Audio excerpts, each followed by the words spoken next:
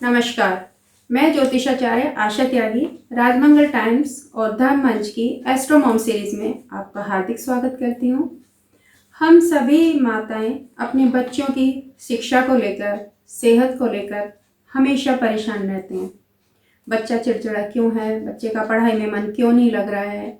बच्चे का पढ़ाई में मन नहीं लग रहा है वो एक अलग समस्या है। अगर बच्चा हमारा पढ़ भी रहा है तो उसको उतना आउटपुट क्यों नहीं मिल रहा है, या कभी कभी सेहत के लिए हम इतना परेशान हो जाते हैं कि हमें समझ नहीं आता है कि हम करें तो करें क्या।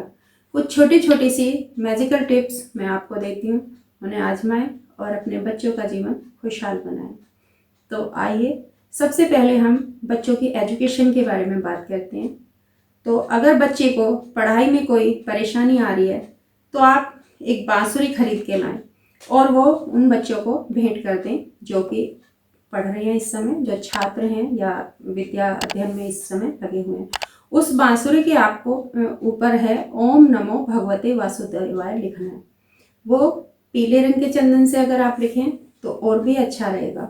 तो उसके ऊपर ओम नमो भगवते वासुदेवाय नमः लिखकर उन बच्चों की स्टडी टेबल पर आप उसे रख सकते हैं।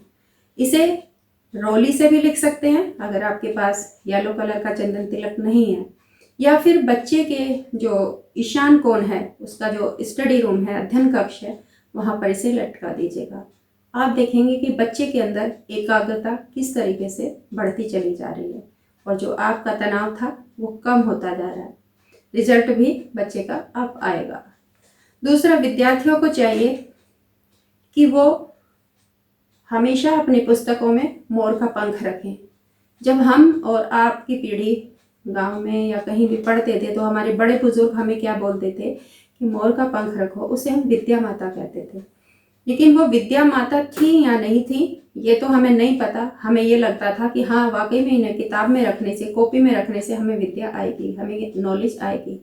लेकिन बड़े बुजुर्गों ने ये नहीं बताया था हमें कि उसके पीछे लॉजिक क्या है।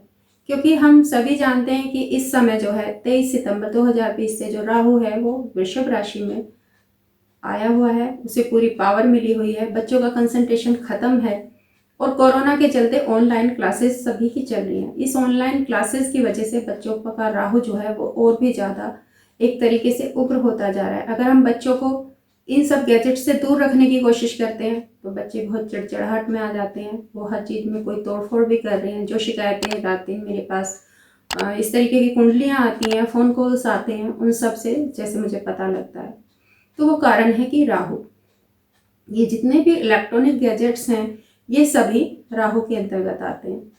तो ऐसे में हमें गुरु की बहुत ज़रूरत है। गुरु मीन्स ज्ञान या विजन।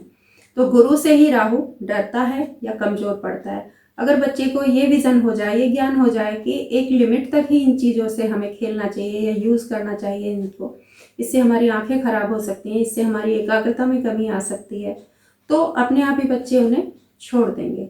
तो उनको डांटिएगा मत, उनको प्यार से समझाइएगा और उनकी किताबों में मोर का पंख रखिएगा। यहाँ तक कि उनके सोने का जो भी बेडरूम आपके साथ है तो गद्दे के नीचे सिरहाने की तरफ रखिएगा, और अगर बच्चों का अलग से है तो भी उनके गद्दे के नीचे एक मोर का पंख जरूर रखिएगा। आप देखेंगे कि बच्चे की चिड़चिड़ाहट या बच्चे का जो नकारात्मक व्यवहार था उसमें किस तरीके से परिवर्तन आता जा रहा है।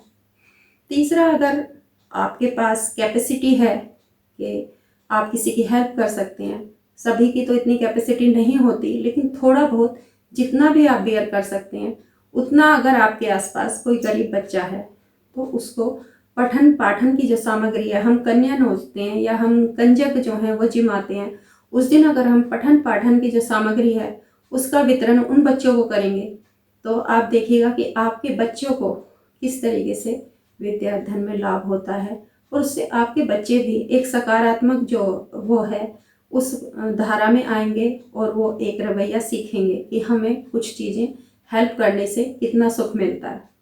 तो आप कोई भी जो ज़रूरतमंद है आपके आसपास उसको ये पुस्तकें रेगुलर भी दे सकते हैं, बच्चे के जन्मदिन पर भी दे सकते हैं, किसी खास दिन पर भी दे सकते हैं। आपको ऐसा असर लगेगा कि आपके बच्चे का अपने आप ही पढ़ाई में मन लगने लगेगा। एक तांबे के ऊपर जो ताम्र पद होता है उस पर एक सरस्वती यंत्र, उसको किसी भी गुरुवार के दिन अपने घर में स्थापित कीजिए या किसी शुभ मुहूर्त में, जैसे हमारा रक्षाबंधन आ रहा है उस दिन पूर्णिमा का दिन होगा या कोई भी और त्यौहार हो सकता है हमारा, उस दिन उसको अपने घर के मंदिर में स्थापित करें और बच्चों से कहें कि इसकी प्रतिदिन पूजा करें। हो सके अगर बच्चा इतना बड़ा है कि वो सरस्वती मंत्र का उच्चारण कर सकता है तो 11 बार वो प्रतिदिन सरस्वती मंत्र का उच्चारण करे। और माँ सरस्वती को अगर ब्लू कलर का फूल, एक परिजात का पौधा आता है जो 12 महीने फूल देता है, परिजात की बहुत सारी किस्में हैं लेकिन ब्लू कलर का जो फूल है, अगर परिजात का पौधा घर में लगाएं या बाहर से भी लाएं, माँ सरस्वती को अर्पित करने से केतु संबंधी परेशानियां भी दूर हो जाती हैं। कुछ बच्चे पढ़ाई करते समय कुछ ज़्यादा विचलित होते हैं, उनके लिए हम गले में एक सरस्वती यंत्र बनवा के पहना सकते हैं। इसके लिए पहले इसे हमें गंगा जल में, दूध में शुद्ध करना होगा और किसी योग्य ज्योतिषाचार्य या पंडित से इसकी प्रतिष्ठा करानी होगी। इसकी पूजा प्रतिदिन करें या फिर गले में बच्चे को धारण कराएं, उससे भी बच्चे का पढ़ाई में मन लगना शुरू हो जाएगा। पढ़ते वक्त बच्चे का जो टेबल है उसका मैं पहली वीडियोज़ में भी बताया था कि उसका मुंह उत्तर या पूर्व की तरफ होना चाहिए। उसकी जो स्टडी टेबल है उस पर बुक्स कम से कम या इस तरीके से रखी हों कि सीक्वेंस में बिखरी हुई ना हो। पानी का एक गिलास या बोतल, मैं हमेशा अपनी वीडियोज़ में या अपने जो भी कॉलर्स हैं सबको बताती हूँ कि पानी की बोतल आप अपने टेबल पर जरूर रखिए। आप खुद भी काम करते समय पानी की बोतल रखिएगा, अपने बच्चे की भी स्टडी टेबल पर पानी की बोतल रखिएगा। क्योंकि जिस तरीके से हम और आप बात कर रहे हैं इस समय, अगर हम किसी मंत्र की चैंटिंग कर रहे होते तो वो पानी उसे सुन रहा होता। क्योंकि पहले ज़माने में जब बच्चों को टोक लगती थी, नज़र लगती थी, हमारी दादी नानी बुआ क्या कहती थी, मंदिर से या मस्जिद से मौलवी जी से पानी पढ़वा कर ले आओ, तो वो पढ़ा लिखा पानी माना जाता था। अब हम जब खुद पढ़ रहे हैं या बच्चों को पढ़ा रहे हैं तो वो पढ़ा लिखा पानी जब हमारे बच्चे पिएंगे तो उनके अंदर कंसंट्रेशन आएगा ही आएगा। उसका एक साइंटिफिक लॉजिक होता है। एक कारण मैं ये भी समझती हूँ कि अगर बच्चे को प्यास लगी और पानी उसके पास अवेलेबल है तो एक घूंट पानी पिया, उसने फिर से चैप्टर बदल लिया या सब्जेक्ट बदल लिया, वहीं के वहीं उसने पढ़ना शुरू कर दिया। लेकिन अगर पानी की बोतल नहीं है तो पानी पीने के लिए बाहर जाएगा। बाहर 4 चीज़ें उसे आकर्षित करेंगी, थोड़ी देर उसका जो है और कंसंट्रेशन कम हो जाएगा, पता चला कि उसका मूड ही बदल गया, मूड स्विंग्स हो गए उसको। तो ऐसे में भी पानी को आप इस तरीके से भी ले सकते हैं कि कंसंट्रेशन बढ़ाएगा या नहीं बढ़ाएगा लेकिन बच्चे का डिस्टर्बेंस तो कम करेगा ही करेगा। तो आप बच्चे की जो स्टडी टेबल है उस पर पानी की बोतल भी जरूर रखें और बच्चे को बोलें कि इसी से आप पानी पिए। दूसरा, जब बच्चा रात को सोने जाए तो सोने से पहले उसे चांदी के गिलास से पानी पीना चाहिए। चांदी का गिलास में पानी पीने से बच्चे का चंद्रमा और शुक्र दोनों ही मजबूत होते हैं। क्योंकि हमारी बॉडी जो है वो 5 तत्वों से मिलकर बनी हुई है। चांदी जो है वो हमारे चंद्रमा और शुक्र दोनों को, खासकर चंद्रमा को स्ट्रॉन्ग करती है। पहले लोग जो थे धातुओं के बर्तन में खाना खाते थे, स्वर्ण धातु या जो था ये चांदी या तांबे, इन सब को यूज़ करते थे। आज के समय में हम यूज़ क्या कर रहे हैं, सिर्फ स्टील, कांच। तो हमारे बच्चों को मिल क्या रहा है, वही मिल रहा है। तो इसलिए सोने से पहले उसे चांदी के गिलास में भरकर पानी पीना चाहिए और तब उसे सोने जाना चाहिए। अभिमंत्रित किया हुआ पन्ना या कोई मोती, इस तरीके का रत्न आप किसी की ज्योतिषीय परामर्श से पहना सकते हैं अपने बच्चे को। बिना परामर्श के किसी की होड़ से अपने बच्चों को कोई भी जो रत्न है वो धारण ना कराएं। हो सकता है कि कोई रत्न दूसरे बच्चे को बहुत लाभकारी हो और आपके बच्चे के लिए वो अहितकारी हो जाए।